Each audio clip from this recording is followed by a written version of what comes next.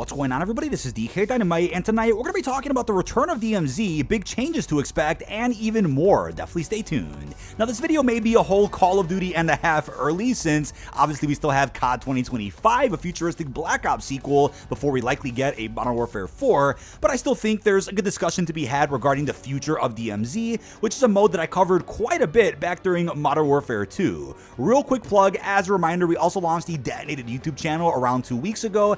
Any support over there is appreciated. We have some bonus videos going up as often as possible, and some dedicated series that you won't want to miss. Now, as far as some backstory does go, real quick, for those out there that may have forgotten or weren't aware, it's worth remembering that DMZ was completely free to play through Warzone back during the Modern Warfare 2 lifecycle. Now, support technically ended for it after, I want to say, around Season 4 Reloaded-ish, once we stopped seeing new faction missions, new quality of life features and mechanics added to the game. We also stopped seeing new maps added to DMZ, but there was a pretty cool haunting update that was available in both Warzone and DMZ during Season 6 of that game's life cycle. Apart from that though, full support for DMZ definitely came to an end once Modern Warfare 3 rolled around, as DMZ did not integrate at all with Modern Warfare 3's weaponry, movement, or anything else. You can still boot up DMZ and play it anytime you'd like, and I'll circle back to that topic in a second because that's also brutal to go back to,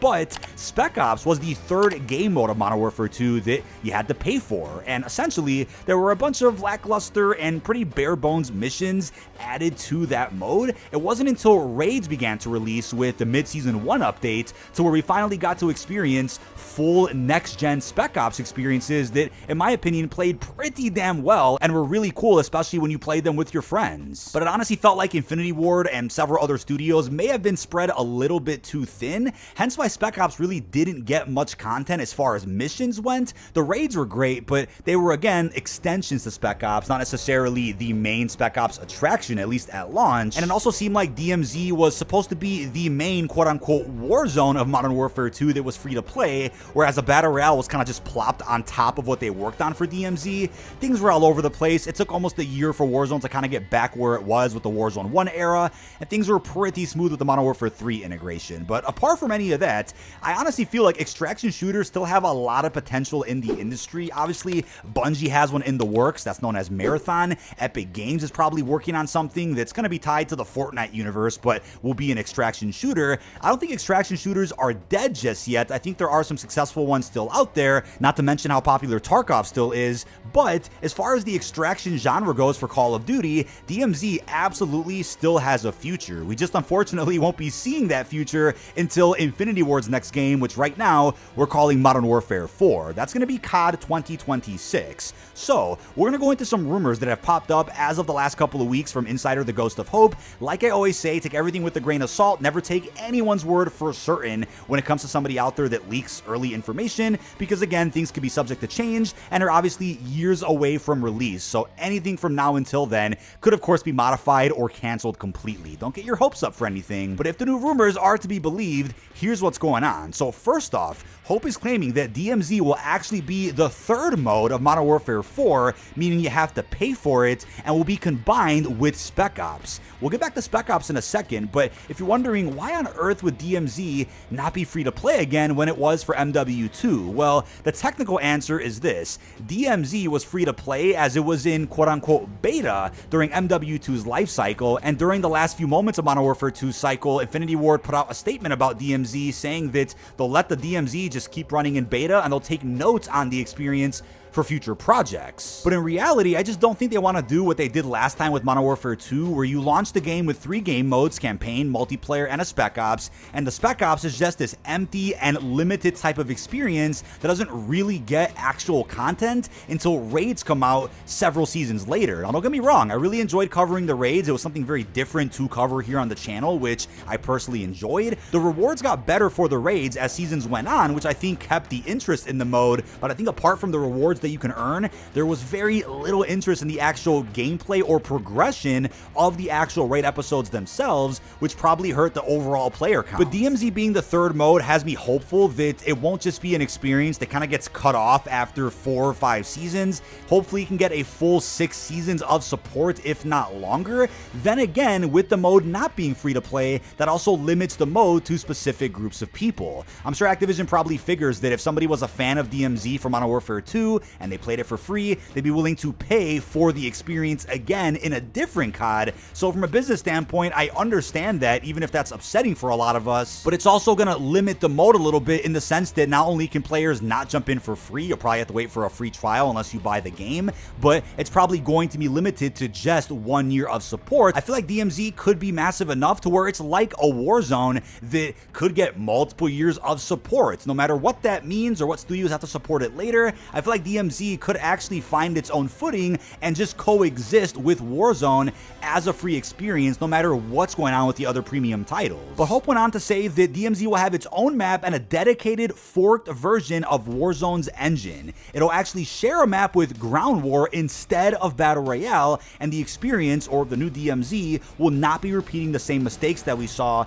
in Modern Warfare 2. So one thing I will say is that it's great the mode won't be in conflict with Warzone at all. Keep those entities separate. I understand why things may have really got messy during Modern Warfare 2 when, like I said earlier, it looked like the original plan was to just pump out DMZ and Battle Royale was kind of an afterthought, so was Resurgence. So I think this time around they'll really plan things out accordingly and make sure that things remain separate, and you can have the best of all worlds so long as you have multiple studios supporting all these different projects. But that's also cool that fans out there who may just be a fan of Warzone or DMZ, or maybe both, won't have to play the same map when jumping into different modes like Extraction, like BR, or Resurgence. It'll be cool to know that at least DMZ and Ground War will be linked, whereas Warzone will still feel completely fresh on its own 2 feet. But as far as the engine goes, I'm also curious if we're going to see another reset with COD HQ. I highly doubt it. I feel like the engine they're currently working with will probably be the definitive engine for a little while longer.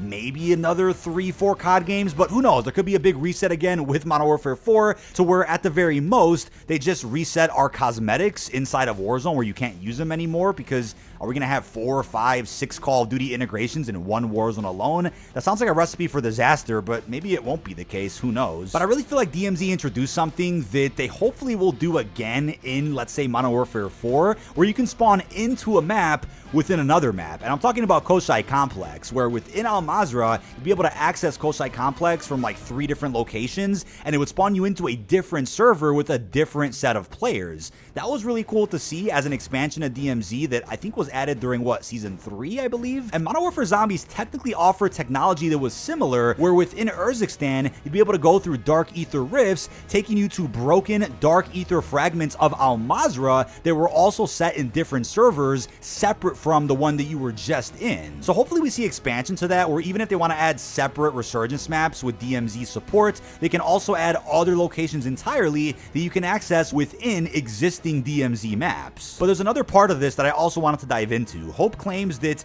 as of now, the studio is currently debating whether to make it PvE or PvPvE or both. And if you're confused on what that means, should it be player versus enemy like how DMZ currently is, where there's real people and AI bots, or should it just be limited to you, your squad, and AI, no other squads out there? That's a big debate that I've seen lots of mixed reception on. I mean, for example, right, there was the platoon system in DMZ where you'd be able to assimilate with up to 3 other players to make a 6-man squad. Don't forget, DMZ was limited to trios for whatever reason. Hopefully that changes with DMZ 2.0, but they ended up nerfing the platoon system to just a 4-man squad. You'd only be able to pick up 1 extra player because of how sweaty the PvP got. So in order to preserve the core gameplay loop of DMZ, they felt the need to nerf PvP. Does that mean we just won't see PvP at all in the next iteration of the mode? I feel like PvP is really what drives replayability of DMZ and creates iconic moments that go go viral. I feel like PvP makes the mode spicy, keeps the stakes high, and if anything, is a necessity for DMZ, but it just has to be done right. I think if they stuck to doing inventory wipes every season, if they stuck to really adding as many good missions as possible, I think you would see a good gameplay loop where you won't have players just going in to hunt other squads. I mean, obviously for a smaller map like B21, that's probably all you would see for the most part, is a ton of PvP, so people are practically just playing Warzone, but I think removing PvP altogether would probably hurt the mode's longevity because, let's face it, right, facing AI soldiers is infinitely more boring than going off against random zombies in a round-based map or even Outbreak. Not having real people to interact with, assimilate with, or defeat, I really do feel like would hurt whatever success DMZ could possibly have again. I know if you go back to DMZ right now, it's just slop. I mean, it's people that are spamming flash grenades, war machines, Molotovs, RPGs. There's nothing special about DMZ anymore because there's nothing left to do, right? When there's nothing left to do, people are just gonna go in and hunt squads. So long as the studio just keeps adding in extra missions, Easter eggs, rewards, challenges, whatever the case may be, I mean, even incorporate DMZ into challenge events, right? Not just multiplayer, zombies, or Warzone. Also add DMZ into that, because if you add more, you're gonna have less people sweating, and that's something that I know is a little off topic, but look at Blackout, for example, from BO4. Although it's a completely different game, no crossplay, wasn't free to play, there were no loadouts, I get that. There was still a lot of content offered in the mode to where people weren't always just focused on killing other people and winning the game. There was character missions, Easter eggs, and other map updates that kept everything fresh. But what I will end with is that something Modern Warfare 2 definitely did right. Although the rewards weren't great, the systems in DMZ and raids offer people the opportunity to earn different and random rewards every time they beat that experience, up to like 6 or 7 times. You'd get a random reward every time you'd beat the raid or extract with a weapon case. You would know what rewards there were to earn, right? There was a pool of them for every major content drop or map, but it kept people replaying that experience multiple times over, which I also think should be something we see in zombies at some point in the future. But either way, that is about it. This has been dkdynamite. Leave our thoughts down below in the comment section. What are your thoughts on the return of DMZ from Modern Warfare 4? How are you feeling about the rumored changes to the mode, plus everything else we discussed? Really hope you've enjoyed, and peace out, everybody.